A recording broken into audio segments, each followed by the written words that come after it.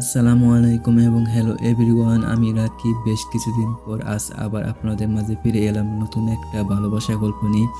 আজকের গল্পের নাম আমি রেখেছি শ্রাবণ শেষের চিঠি। আশা করি এই গল্পটি আপনাদের হৃদয় ছুঁয়ে যাবে। তো মূল গল্পে যাওয়ার আগে সবাই ঝটপট ভিডিওটি একটি লাইক দিয়ে দিন এবং কমেন্ট আপনাদের মূল্যবান মতামত জানান।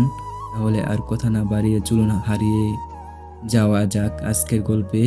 কিছু ভালোবাসা থাকে যা খুব বেশি কোলাহল পছন্দ করে না, শান্ত নদীর মতো, যা বাইরে থেকে বোঝা যায় না কিন্তু ভেতরে তার গভীরতা থাকে অসীম। আশিক আর প্রিয়াঙ্কার গল্পটাও ঠিক এমনই। আশিক ছেলেটা একটু চুপচাপ, ডায়েরি পাতায় শব্দ বুনে আর গিটারের সুরে নিজের অনুভূতিগুলো লুকিয়ে রাখতে ভালোবাসে। আর প্রিয়াঙ্কা চঞ্চল একরাশ মেঘের মতো স্বাধীন, যার হাসিতে পুরো চারপাশটা এক নিমেষে আলো হয়ে যায়। একদিন বিকেলে হঠাৎ ঝুম বৃষ্টিতে প্রিয়াঙ্কা একটা ক্যাফের বারান্দায় দাঁড়িয়ে হাত বাড়িয়ে বৃষ্টির ফোঁটা ছুঁয়ে দেখছিল।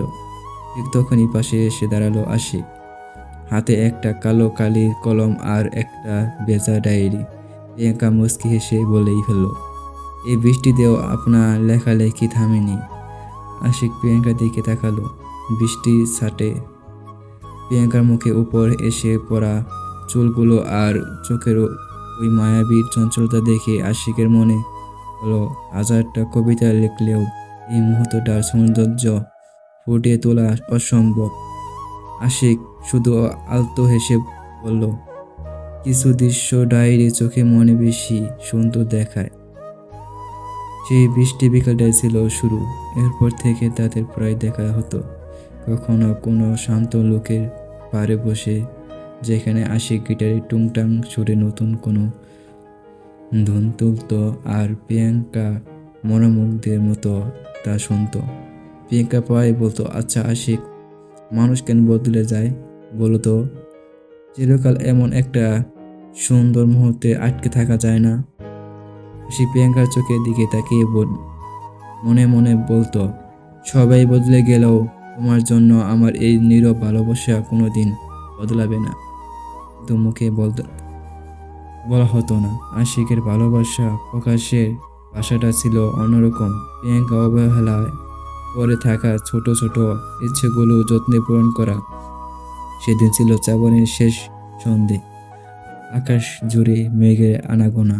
প্রিয়াঙ্কা শান্ত হয়ে বসে আছে লোকের পারে। আশিক তার পকেট থেকে একটা বাস করা কাগজ বের করে প্রিয়াঙ্কার হাতে দিল।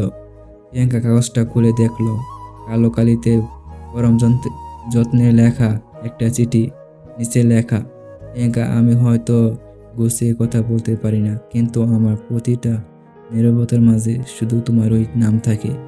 যদি অনুমতি দাও, তবে সারা জীবন তোমার এই চঞ্চলতার পাশে এক শান্ত ছায়া হয়ে থাকতে চাই। ভালোবেসে আজীবন তোমার পাশে থাকা যাবে কি?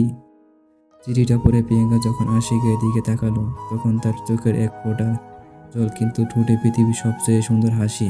প্রিয়াঙ্কা আশিকের কাঁধে আলতো করে মাথা রেখে ফিসফিস করে বলল, এতদিন ধরে এই একটা কথা শোনার জন্যই তো আমি রোজ বৃষ্টি অপেক্ষা করতাম আশিক।